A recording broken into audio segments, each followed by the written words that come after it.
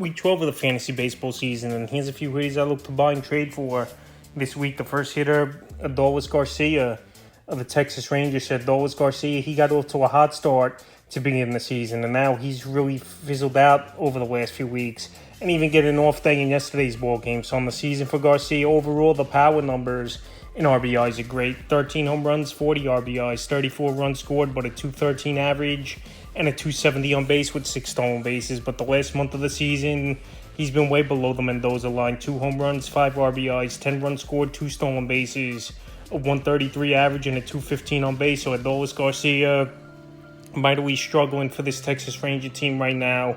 And he's a player we know he could get hot in no time and become a big contributor to fantasy owners. So right now, while he's been down and not doing much over the last month of the season, he's a perfect buy low candidate. I still think you're going to have to trade a decent piece in a deal for him, but obviously his value is not as high as it was even a month ago. June 13th at the Dodgers, 2 for 3, 2 runs. June 14th at the Mariners, 1 for 4. June 15th at the Mariners, 1 for 3, a run, a stolen base. And June 16th at the Mariners, 0 for 3. And June 17th versus the Mets, 0 for 3, and sat out the 18th ball game. So right now, like I said, he's not doing much, striking out a whole lot after coming off 39 and 107 in a monster postseason. And while he's been down, he's a perfect buy low candidate this week. Next hitter, Hyun-Sung Kim of the San Diego Padres. So Kim's been on the list a few times this season, and he qualifies at second, third, and short, which is obviously great versatility, but another hitter not doing much over the last few weeks on the season. 9 home runs, 35 RBIs, 36 runs scored, 14 stolen bases,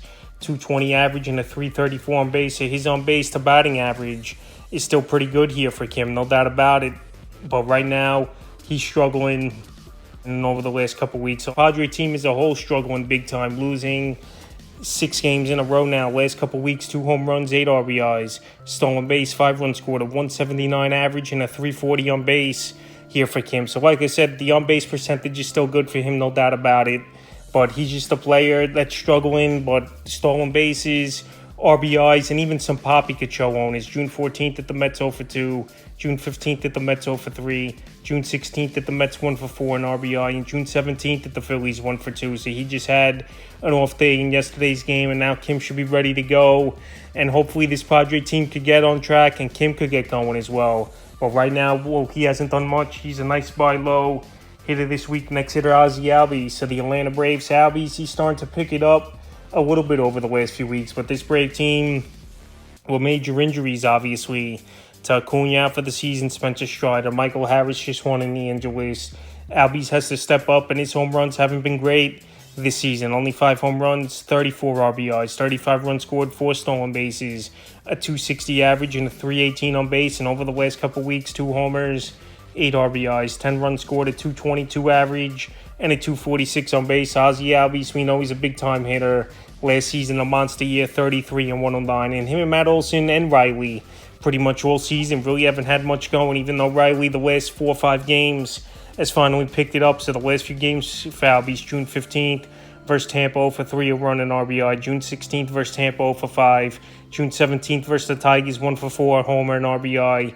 And June 18th versus the Tigers, 1 for 4 with a run and a rib. So he's starting to get it going a little bit as Albies, but obviously not putting up the numbers like we saw last season. But he could get hot in 1 month and make up for lost stats. So he's definitely a buy low hitter this week. Next hitter, Christopher Morel of the Chicago Cubs. Christopher Morel, he's been an all-or-nothing hitter this season. At least last year was 247, 26 and 70. But this season, 18 homers, 41 RBIs, 34 runs scored, 7 stolen bases, a 196 average, and a 301 on base. And over the last couple weeks here, we haven't seen much from Morel. 3 homers, 6 RBIs, 2 stolen bases, 8 runs scored, a 200 average, and a 273 on base. So Morel qualifies at second, third, and outfield. Good versatility, no doubt about it. And he's a hitter. We see him get hot at times. Well, last year in a span, he had 8 home runs in a 10-game sample size. So right now, if he could get on that power stroke, again, is Morel. He can help fantasy owners in a big way. And with the heat wave in the East Coast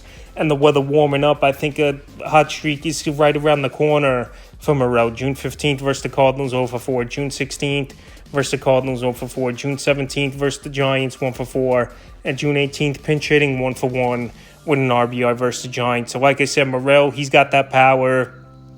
He had a day off. He only pinched it in yesterday's ball game, and I think he could get things going once again. In the fifth and final hitter I look to buy and trade for is Rhys Hoskins of the Milwaukee Brewers. So Hoskins, he's really fell off over the last 3-4 weeks of the season, and he's still available actually in a decent amount of leagues at 32% on the wire. So on the season, 10 home runs, 28 RBIs, 21 runs scored, 2 stolen bases, a 218 average, and a 316 on base. We know with Hoskins, he's going to be a low batting average guy and have power. But over the last month of the season, like I said, he hasn't done anything. 1 home run, 1 RBI, a stolen base, 4 runs scored, a 174 average, and a 240 on base. So right now, he hasn't done much here, is Rhys Hoskins. He's struggling, no doubt about it, for this Milwaukee Brewer team, even though they're first place in the NL Central. And he's a hitter right now that I think could turn things around. And it takes a while coming off an ACL. Sometimes it takes even a year or two to get back to form after last season tearing it